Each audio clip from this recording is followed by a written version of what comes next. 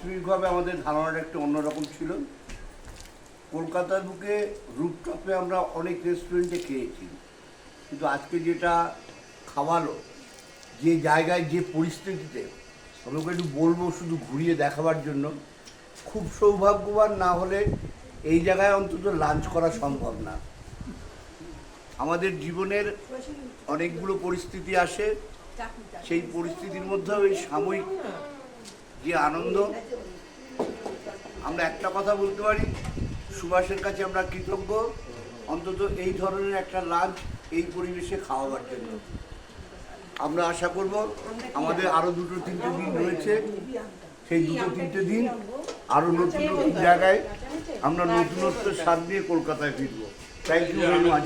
Thank you, আপনাকেও অনেক ধন্যবাদ। কেমন হয়েছে খাওয়া? না, অ্যাকচুয়ালি আমি আপনাকে বলেছিলাম যে আমি বিজ্ঞাপনের পিছনে ছুটি না, আমার কাজই আমার পরিচয়।